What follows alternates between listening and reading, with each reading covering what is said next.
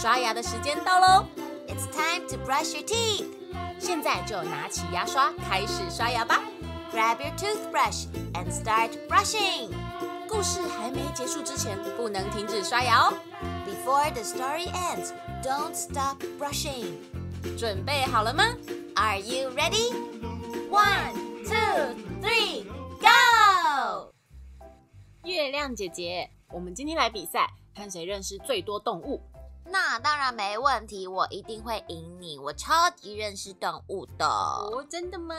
真的呀，那我们一人出一题，答对最多题的人就算赢。 OK， 那我来出第一题。有一种动物，它每天都像没有睡饱一样，眼睛有2个眼，身上毛茸茸的，你知道是什么吗？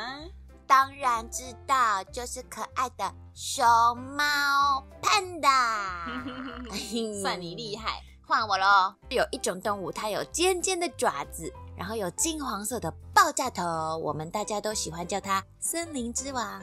哎呦，这个简单啦，就是狮子。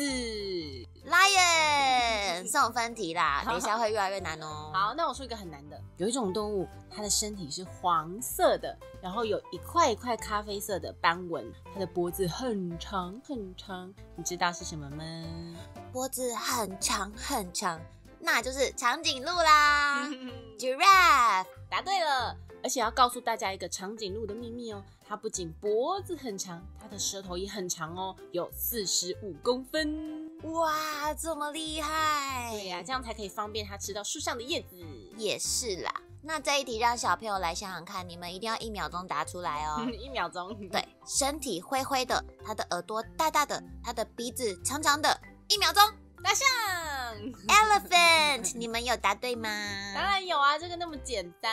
我人好啊。OK， 我人也很好啊。那简单一点。好，那有种动物呢，它的身上的颜色很像我们路上看到斑马线的颜色，是什么呢？1秒答出来。斑马，你真的人也很好哎。对呀，送分题。小朋友应该也都有答对吧？好，这次要难一点点的咯。有一种鸟类，白天都在睡觉，晚上才会开始活动。特别的是，它的头可以大角度的转动，是谁呀？啊，我知道了，是猫头鹰。叮咚叮咚，答对了，就是猫头鹰 Owl。你知道猫头鹰它的头真的很厉害，它可以左右各转270度，上下可以转180度。哇，小朋友会不会很难想象270度？可以问一下爸爸妈妈，270度是多大的角度？就各个角度猫头鹰都看得到，所以别想从后面跳出来吓它，因为它早就看到你了。好酷啊！等一下，3分钟到了，小朋友要刷完牙了。真的耶！那我们就下一集再继续挑战，分出胜负吧。故事说完了，牙齿也变干净了。 Good job, you did it！ 记得订阅微笑月亮，就可以每天一起故事爱牙牙，爱牙牙，爱牙牙。